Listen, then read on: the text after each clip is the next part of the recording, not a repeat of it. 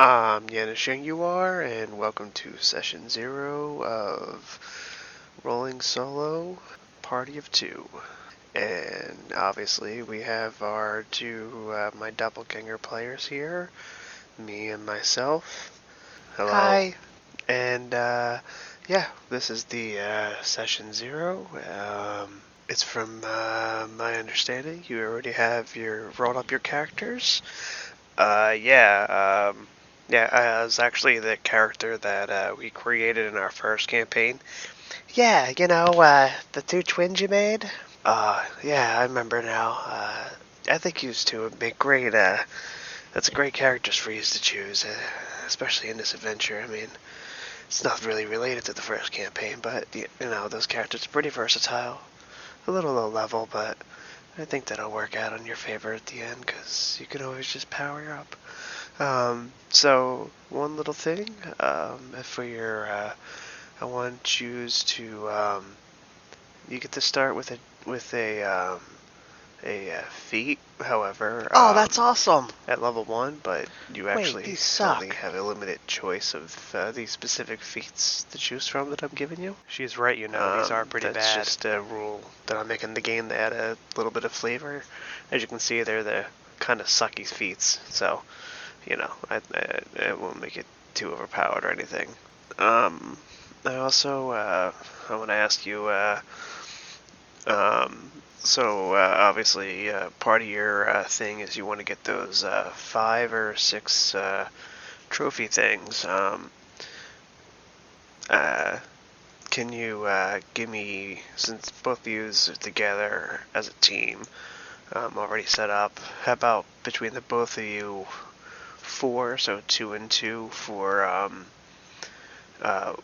few things. You can do maybe even just one each. What do you want to get out of this, I mean, obviously I wrote it what I wrote, but, like, how dramatic you want to be with it, like, the game is obviously going to be pretty combat heavy, like, you want me to slip in some romance or anything like that for you? I don't, I mean, there's nothing NC-17 going to be happening, so maybe you'll settle down. I don't know. What? I don't know, man. I don't really think we'll have time for that, right? Yeah, I mean, I'm not really interested in that. No, I wasn't suggesting anything. I was just like, I mean, I agree. I think it's a straightforward campaign. You'd just be jumping, jumping, jumping. Unless you want to, you know, take your time or whatever. But if you just follow through, it's, my apologies. I'm a terrible writer. It's pretty linear. Like, you'll fall into everything. So, but yeah, I mean, if you want to like add it, there might be something that I'm not gonna cover. So let me know that. Also, uh, just a few homebrew rules of mine. For the level 2 and level 3, I need you to also take the max hit die like you do for level 1. And these next two, I want you to vote. I changed inspiration. Normally it is I'm pretty sure it's a reroll and you have to accept the reroll, but I had some fun with it being a 1d4, or you want to do advantage. Let me know with that one. Same for critical hits. The normal rule is double dice, but I found a really good way to do it as for you as the player, since it's just you two, is um, roll die plus max die, or max die plus roll die if you prefer. But that's just me. The enemies, though, are still going to just do double dice because they're already actually at double dice if you think about it. There's no permanent death.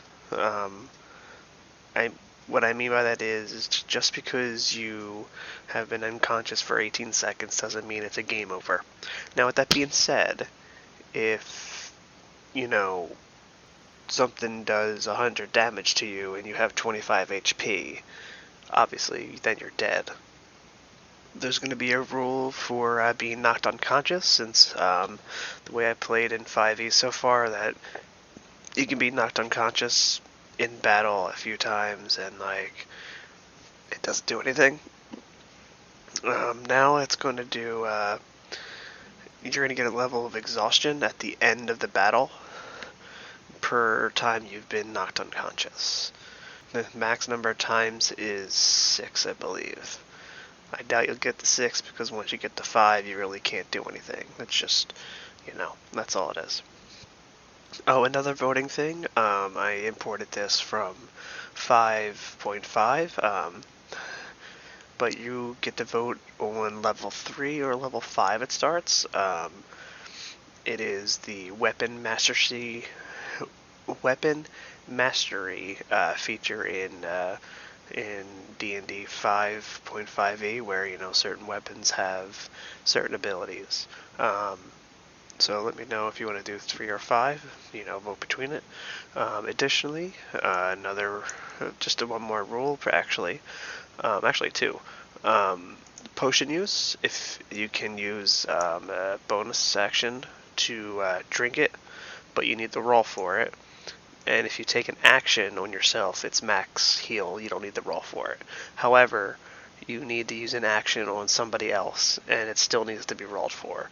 However, though, additionally, outside of combat, if you use a potion, you get full benefits from it. My rationale for this is the reason why you don't, or rather it's so random how much HP you get back from drinking these potions, is because of how much you spill. That's why it's random. That's my headcanon. I'm just saying. Last, actually, is going to be, if you nat 20 on an initiative roll, you get to choose your position in combat. You don't have to be first. You can be last if you want to. You get to choose. Additionally, there's going to be another thing I'm still working on. It's going to be called Tantum Initiative. It means if you have the same initiative total, not roll, just a total. So if you both have 15, even though it's +2 and +5, and you both roll differently, it doesn't matter. Just as long as it's 15, you get a little extra bonus if you act in tandem on an enemy. On the same character, on the same baddie. Since you are a duo, I think that'll come in handy if you just so happen. Speaking of duo, I've noticed that you don't have a tank between your two characters. I have an idea in my story that'll fit your role. So, don't be alarmed about that.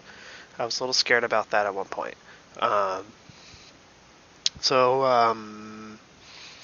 Yeah. Oh, by the way, this campaign is probably going to be between level 10 and 13. I'm not sure. Based on the way I wrote it so far, definitely easily level 11 if you want to push it. Possibly level 12. If you desire, we can go to 13. But it seems about level 12 is where we're going to be ending. Obviously, multi-classing is fine. But I don't think you're going to multi-class, at least not into a sorcerer or warlock, so I'm not going to worry about that for yous. Oh, one last thing. This is just, it's not so much a rule, it's more of a mechanic. It's just something I want to introduce you to. Later in the game, when you are fighting versus some creatures, you're going to be fighting against minions. Minions is a mechanic from 4E, which is, the enemies just have 1 HP, so you can fight them and just like poke them and they're gone. It doesn't matter. They're just fodder. You'll know that they're minions when it happens. Don't worry about it. Additionally, another thing from 4A I'm taking in is called what is it called? They are called skill challenges, which is basically like a combat thing, except you use your skills instead of your combat actions instead. It's basically kind of roleplay heavy-ish. And then lastly, this one is just a helpful fun. I'm going to use what's known as the click rule, which just basically means that there's a few traps in the game, when you trigger said trap, I'm going to go click. And when that happens, obviously you as the character are going to know that you triggered from that click the trap, and you're going to have a moment to make a saving throw, obviously, but also something additional. Maybe you want to roll left, maybe you want to duck, maybe you want to roll forward, maybe you have a shield and you want to put your shield up. Maybe that'll add a little extra flavor, but also an extra bonus to your save. So I'm just going to throw that out there. We'll play how it goes. You know you can talk, right? I kind of feel like I've been talking at you this entire time. Yeah, I'm just listening so intently. This is my first time playing, so you know how it is. Yeah, yeah, this is my first time too, so I mean, just trying to be respectful. Aw, man, guys, you're awesome. I think we're gonna have a lot of fun. Maybe the listeners will have a lot of fun too. Sure. I got a question. Are we gonna get a good equipment? Because you know, we got our trophies, but equipment's going to be important. I do love me a nice good bow, and we're gonna need better armor since it's just the two of us. Well, obviously, I know it's just the two of you. You're gonna have all the fun and magical items, you know? And, what about you? Since you are me?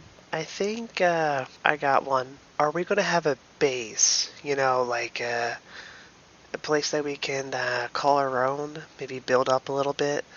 Kind of like, I don't know, a zombie apocalypse type of thing, DM? Yeah, probably. I mean, you can also build one yourself, but like, yeah, we can do that. I think there's a spot. You want to be close to the other cities or like out in the middle of nowhere? Well, whatever you have to mind. Yeah, sure. Yeah, there's something in the story that if you decide to accept it, you will have your own domicile. Have you decided anything on the inspiration roll yet? I think we should go with the 1d4. Yeah, totally. The 1d4 sounds cool. And, max die plus yeah, roll that die one. sounds good. And then the last one is weapon mastery.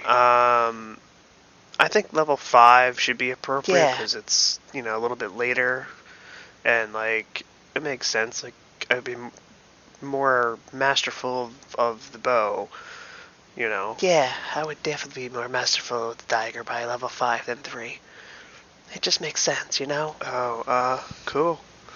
So yeah, obviously you already know it's going to be a forest thing. There's no romance. Obviously there's no X. There's nothing like that, nothing weird. You know, I'm not a weirdo like yous. Yeah, I think that's about it.